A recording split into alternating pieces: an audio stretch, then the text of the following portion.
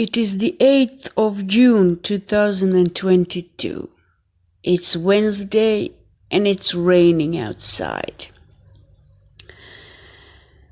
Today I'm going to tell you something about, generally people and what I think about them. And this world, of course.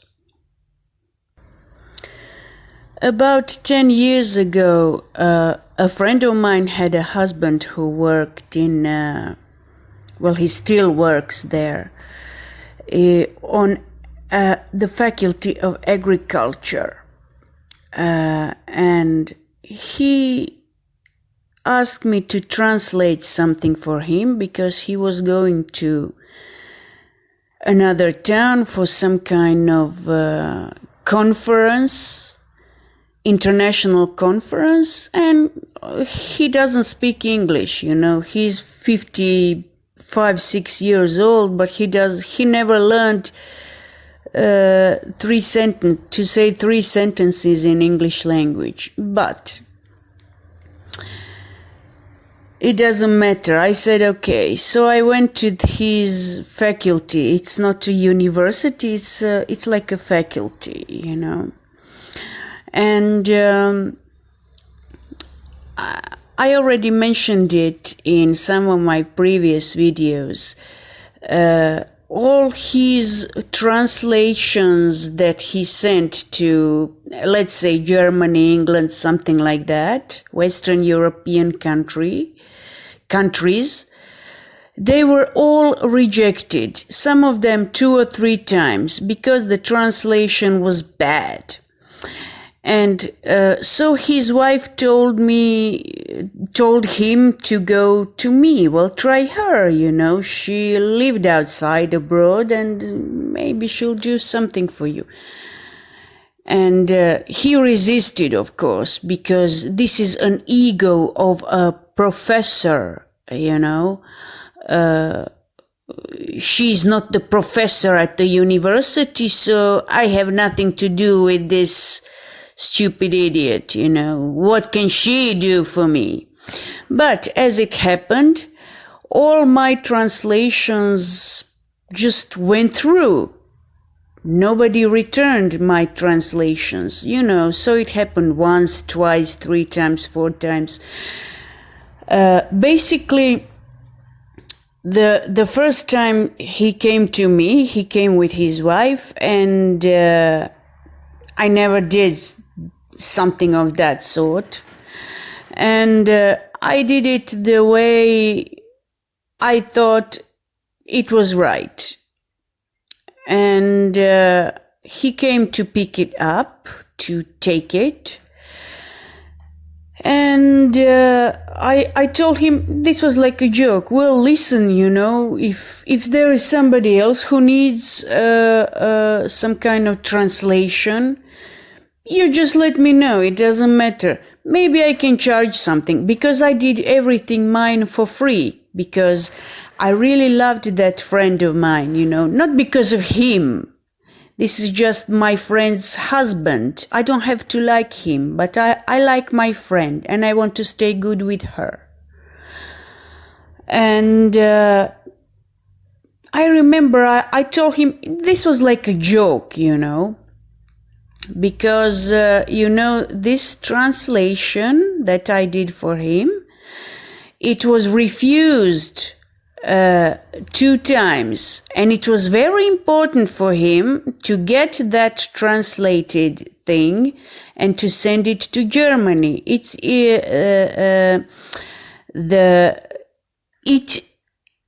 it passes, it is going to be published in Milkwissenschaft magazine, which was very important to him, because he was already a professor. I don't know. There was something about his future at the faculty for him, And as it happened, I told him that jokingly, if somebody else needs it, you just let me know, And I did it for free, This is like 3 or 4 pages of some kind of scientific document, and it was easy. Scientific documents are easy. And I said it as a joke. And do you know what he told me? He told me with a very, how shall I say this, chosen vocabulary of a highly educated man. He told me that, basically he told me, how can I recommend you? You are a nobody. I deal with professors at universities and things like that. And why should I recommend you? You know, he said it in a very sophisticated way, like I'm a piece of shit, but if you do something for me, you know, that's fine. And as it happened, my translation passed, and my friend was very, you know, his wife, she was very, very happy about it, really happy, and so she let me know and things like that. But that little remark from him that I am like a bullshit, you know, he already told me you are worth shit, but if you do something for me for free, oh, that's fine, you know, because I want to have advantages in life. And I remember how I lived at that moment. I had barely something to eat, you know, barely something to eat. I had no job, but I still did something for free because, you know, she was my friend, really. But that didn't stop him to call him 2 times, 3 times, 4 times. And, you know, I got a little bit sick of that because he was using my friendship with he was using our friendship as the next step to his career. And I did it basically because of her, because she is my friend. It never stopped him, maybe for the next 2 or 3 times. And, you know, I got a little bit sick of that, and we didn't hear from each other for about 6-7 years. And she really asked about me, you know, she met somebody who knows me, and that somebody gave her my number and things like that. And, you know, the moment we heard from each other, after a few months, can you do a translation for me? Of course, for free. No, I can't. I said I can't. How dare you come to me and use my knowledge for free when you already told me that I'm like a piece of shit? You know, but it's okay if all passes for you, it's okay, but for your colleagues, who gives a shit either? So, as it happened, people at the faculty asked him, well, how come your translation, who translates things for you into English language? Because they all pass. They all pass, and we pay 200-300 or 500 euros. I don't know, for 2 or 3 pages. We pay expensively, and they all return as it's a bad translation. It hasn't been. It all gets refused, you know, and. They put some pressure on him, and then he invited me to this professor who needed translation, to that professor who needed translation with 2 or 3 people, you know, and they asked for me, and you know, I charged them very, very little because, you know, I didn't have a computer, and they said, oh, it's fine for as long as it just goes, you know, and so. They were actually 2 or 3 times that I did it, and that was that, and I stopped. And so maybe, let's say 5-6 years later, or maybe 7 years later, he wanted a translation from me, and I said, okay, do you have a computer? I can go to your faculty. Tell me where it is. But this time I'm going to charge you. And he said, okay.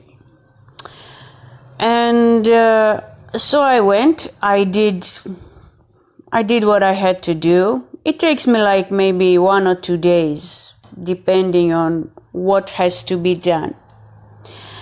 And he asked me about, well, how much would I charge? And I said, well, I don't know. I charged your friends about 40. Well, I said it was underpriced, but that was 11 years ago. So I don't know. Maybe today, probably it's different. Oh, his answer was, I doubt it, because there are no many translations wanted at this time.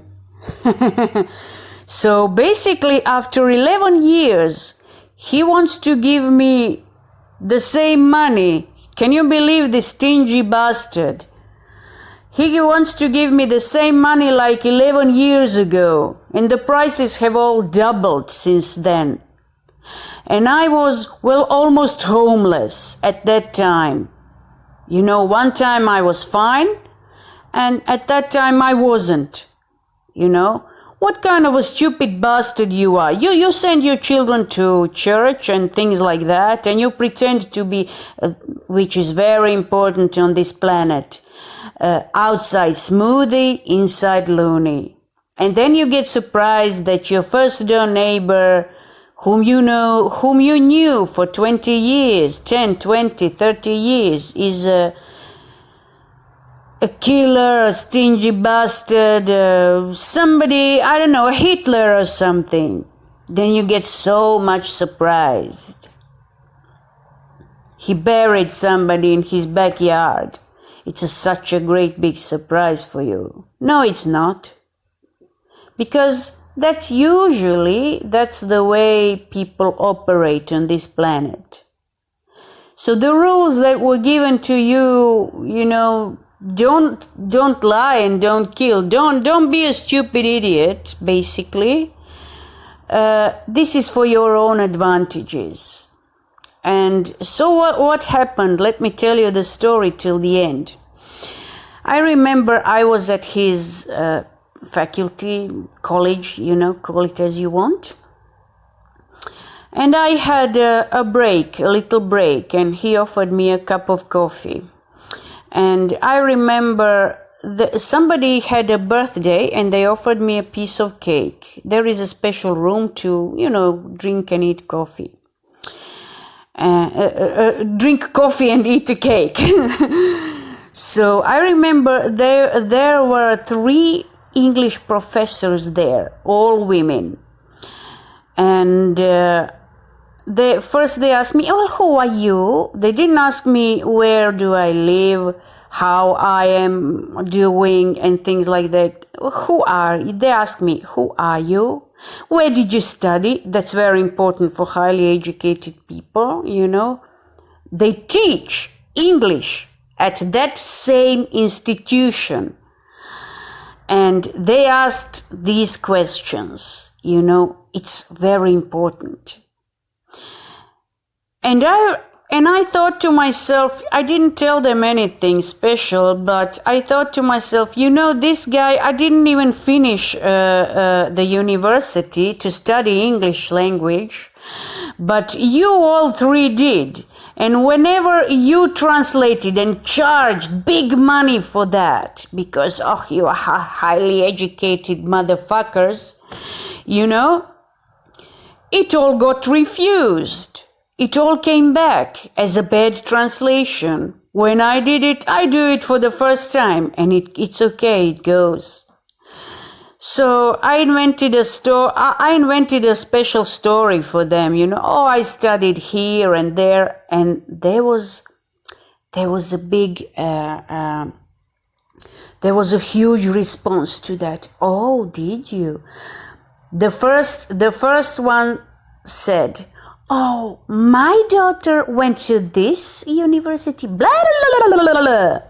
The second professor said, "And my daughter went there, and she lived in England, and that, and blah, blah, blah, blah." And the third professor said, "And my daughter, blah, blah, blah, blah, blah, blah, blah." So this is basically the only topic that they can talk about. My daughter, my son, my children, like they bought them in the shop. And they got what they expected. Not like they gave birth to them. This is what comes from the knowledge. It's even written in the Bible. I don't remember where. Just read the whole one fucking thing. But it's somewhere in the New Testament. Somebody said, because the knowledge boasts and love creates. The more knowledge you have, the more educated you are, the more so smart and intelligent, wonderfully smart and intelligent you are in your own mind, you know. Well, the more idiot you are. And there is another story that it was about, let's say 10, 11, maybe 12 years ago, I remember, 13 years ago, 13 maybe. When I worked in the bakery, I remember there was one, she was our boss actually, and I remember everybody who worked there was basically a hairstylist. And I said, "What is it? Everybody who works here is a hairstylist. You know, why do you work in the bakery? It's easier to wash somebody's hair, and it's much more money, than to work a hard job like this, you know." And I remember I told to my boss, "Why don't you open a salon or something? Why don't you do your hairstyling thing?" Because when she was 18 years old, she made a great hairstyle, and it was published somewhere in the newspapers, and an English woman saw it, and she made sure that she comes to England and live there. But at that time it was very difficult to stay in England, in Britain actually. So she wrote to her a letter that, "Oh, I found you a husband, blah, blah, blah, blah, blah. You will have to get married in order to get the papers, but I want you to work for me, blah, blah, blah, blah," you know, big stories. And she told me, "You know what? I was 18 years old and marriage was out of the question. At the age of 18, fuck off, you know. I want to live a life. I don't have to be in fear from somebody's immigration bullshit. And plus, who guarantees you that you will like England and you will like to stay in England? Who knows what you will live like, you know? You're going to a foreign place." And so she said no, you know. And I remember then I asked her, "Why don't you do the hairstyling business? Why are you working in the bakery? You know, it is a good salary, but it's a hard job, you know." And you know what she told me? Her answer was this: "Oh, don't mention that. I worked as a hairstylist and I got tired of stupid old hags blabbing only about their children. My son, my daughter, my children, blah, blah, blah, blah, blah, blah, blah." You know, when you go to a hair salon, you know, you have nothing to do. You can read the newspapers or you can listen and talk about bullshit things from everyday life. And she told me she got tired of the old hags talking about her stupid children. And I remember those highly educated motherfuckers, you know, who want everything for free. Of course, I stopped doing this. Oh yes, there is an end to the story of my friend's husband. Before I forget, I'll tell you. Basically, when I there were two translations that I did. The first one, his wife gave me 400 kunas, and she said, this is, my husband sends you this, and this is half, and you will get another half later. Which never came, of course. This was a story for his wife. Can you believe it? You live with your own wife, and you have to imagine stories to look wonderfully wonderful in front of her. What the fucking life is that? And I said, okay, but the second part of the money never came. So there was one assistant at the college who needed translation, something about horses, I think. And I did it in one day. And I charged her my own price. And without questioning, she gave me the money. The second time, when she wanted, then there was maybe a month later, she called me again. She called me. She had my number. And she wanted another translation. I said, okay. And I did it. And I was wondering, first I asked her, when she called me, I asked her, how many pages are there? And she said 18. I said, 18? Okay. All right, I'll do it. I can come tomorrow. Okay. And when I came, it wasn't 18 pages. And I remember I was wondering, how come the letters are so small? And I remember when she called me, she said, 18 pages, but I have to go to my mentor to read it first. He has to read it first. And then you can come and translate. And I said, okay. I remember I asked her, who is your mentor? Of course, it was my friend's husband. So can you imagine what a bastard he is? He knows me for years. He used me for free to translate for free for something that would be the next step in his fucking career. He knows I have barely something to eat. You know, there were many times in my life like that.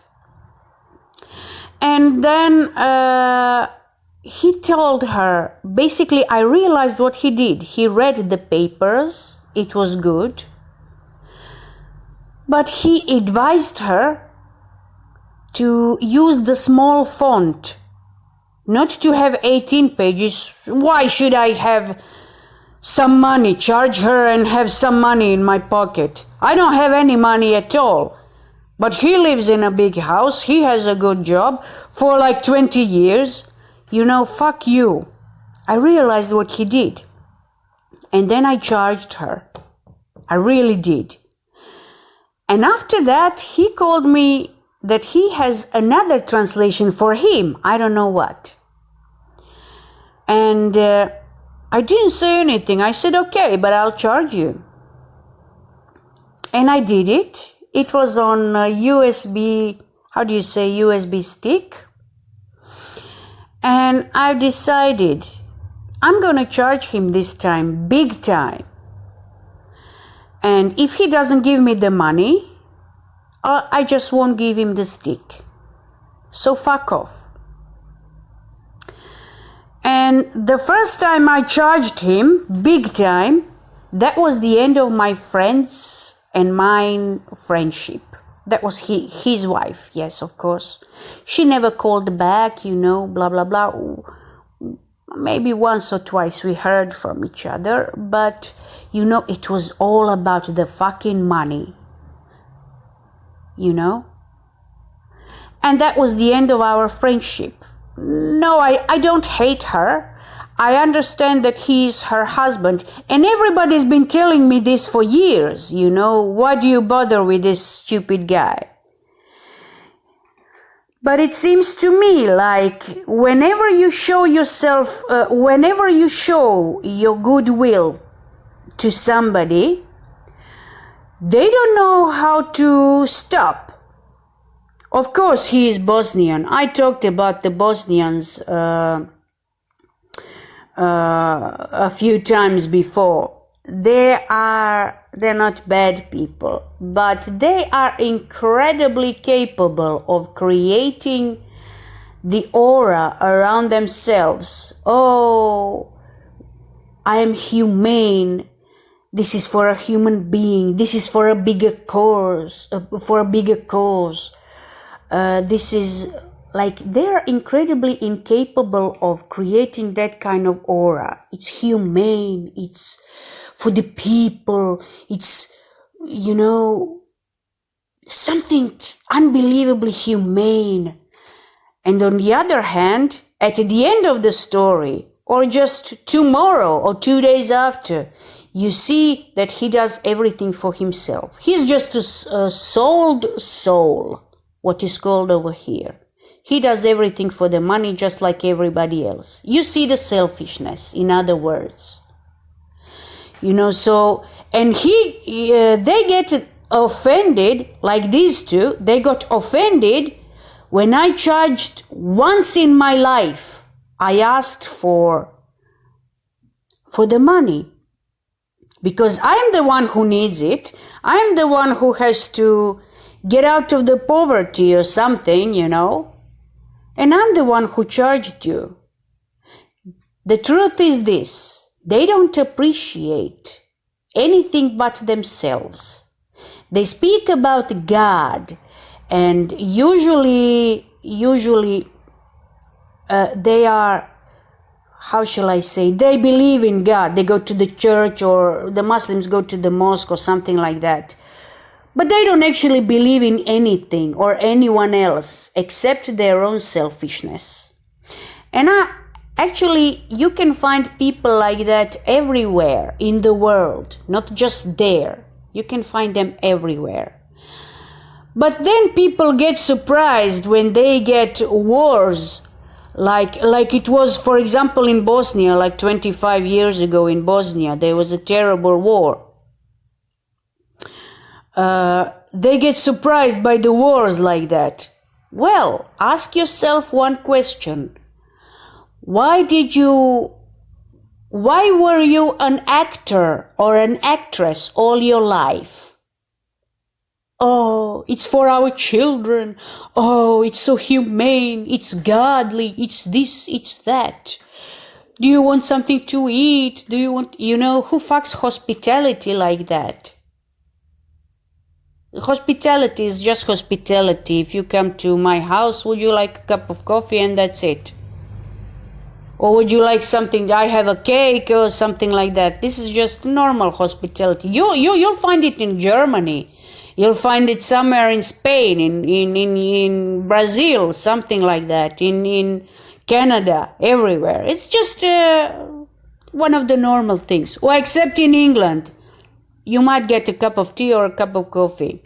But you will never get something to eat. In England, if you disturb somebody, if somebody's having lunch or dinner, oh, why did you come? You're disturbing me. So you have to apologize when somebody eats. In our countries, what I've noticed, it's something like, oh, we have beans for dinner, or we have, I don't know, pizza. Would you like to eat with us? It's like a normal thing. But in England, oh, God forbid, if you disturb somebody when they are eating, you might get a slap in your face or a fist in your face. How dare you?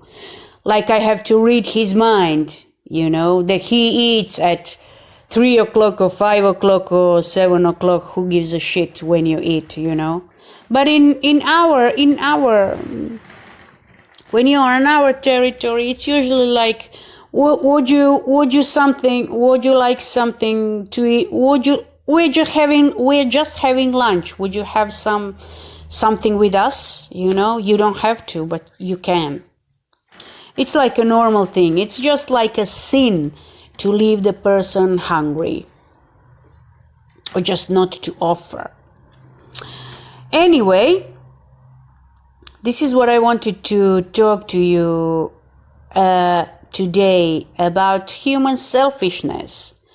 Don't come to me as a righteous, good person, blah, blah, blah, because I can read through you, And this is just maybe I just told you 1 or 2 stories today. And that made me wonder, you know, my friend, well, she was always a good person. She wanted to eager to help, you know, blah blah blah, and she was happy about me. But her husband, you listen, your husband is a bastard. I understand that he's your husband. You won't listen to me, you will listen to him, of course. You have a family with him. But don't bother me every 5 or 6 months whenever you need something, you know. You helped me in my life, your husband didn't, which of course I don't care. I don't mind and I don't care. And he's not my friend. You are my friend. I did it because of you. But he's a bastard. And that's it. Full stop. So basically, what does it tell me? It tells me that everybody is born for his or her own selfishness.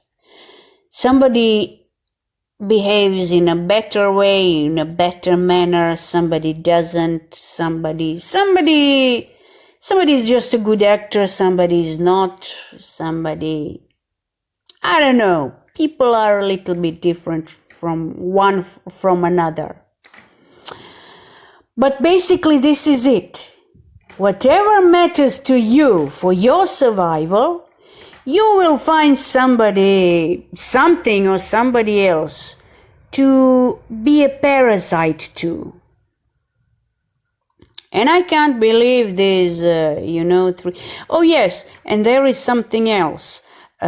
Whenever I remember what I've seen and heard in that room, you know, where people drink coffee, you know, at the faculty, from these 3 professors, you know, they're professors and their work, all 3 of them are professors, and all their work got refused from everywhere, you know. And I remember once he was at this is a school for teaching foreign languages, and he paid for 3 pages, not 6 pages, like 3 pieces of paper with 6 pages. For 3 pages of paper, he paid 300 euros, and that was like 20 years ago, 300 euros. But it didn't pass. So he calls me and asks me, do I have time? You know, when I heard that, you know, I have to sell my TV set because I have nothing to eat, so that I could have something to eat for the next month. And you ask me something like that. For free, of course. Barbara will do everything for free, you know. Her knowledge is bullshit. Well, how about no? And this is exactly what I said. When I heard that he goes to the school of the foreign languages, and he pays big money for that. When I heard that, you have money for them, but me, I am in a need, you expect everything for free. Fuck you. I didn't say fuck you, I just said no. I don't have time for this. Of course I did. It was easy. It's easy for me. It comes easier than talking in English. When I talk in English like this, I get confused. But scientific text, it's all the same bullshit, you know. You get into the thing and it's all the same bullshit, you know. 50 scientific texts and I don't know. It's easy. It's very easy. So I am worthless and you are the godly man of the world.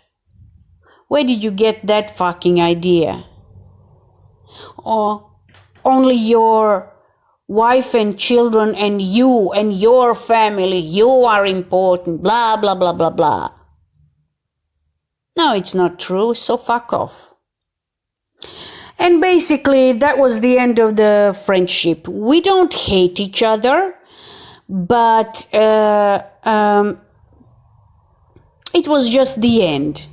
How dare I ask for some money, any money? It was under the price too. I could ask for a double money or triple, but I wouldn't give him the USB stick. So fuck off. Find your school of foreign languages again and pay to them thousands of euros. So basically this is it. Oh yes, and I remember my friend, she wasn't, from what I saw, she wasn't such a wonderfully good mother. Maybe she is, but I don't think so.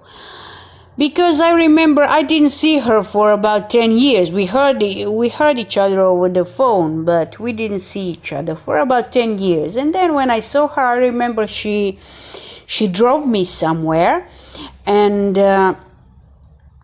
she just gave me a ride to, I don't know where, somewhere. And she spoke about her 2 sons. She had 2 sons, and one of them was 8 years old. Oh, this one likes that, and that one's like that. And, she spoke about her kids. And her son, I remember she told me, I don't remember her son's name right now, but I remember she told me, oh, he likes spending time in the forest. He likes trees and forest and things like that. So he will go to the University of Forestry. And I was like, I didn't tell her anything, but I was like, what the fuck is that? The child is 8 years old, fucking 8 years old. And you plan his life at the age of 8. What university he will go, by what he likes to do, He likes spending time in nature. And he will go to the University of Forestry. What a stupid fucking thing to do. 8-year-old child. 8-year-old child will decide for himself. And this is what, these are the Bosnians actually. The Bosnian thinking. You will do what I plan for you. Like the other guy doesn't know, he has to know what you think in your head. Or you know already what he thinks in his head, what's the best for him, You know what's the best for me. So I should accept it, and that's it. And if I don't, how dare you, it's a great big insult. You don't live in my head. You don't live in my world. You don't live in my emotions or with my emotions. This is the kind of thing that divides my emotions from you. This is how I see it. And this is so typical about Bosnians. They do it in my country too. They do it in the neighbor's country. They do it in Hungary, of course. There are people like that everywhere. But I find it with Bosnians, they don't mean to do something very bad. But how dare you get insulted when I want to live my own life? And these are the stories for today that I wanted to tell you, And when you give birth, let's say you get married, or you don't get married, you just have children, or you do get married and you have children and blah, blah, blah, blah. You didn't buy them in the fucking shop. They are not your ownership. You were just trusted enough to have them in your life for some time. But if you violate that trust, it's almost like a marriage. If you violate the trust, why should the child trust you? Why should he or she listen to you? Why should be anything like you want it to be? So that's all from me for today. That's something that I wanted to tell you this for a long time, but, I had some other things to do.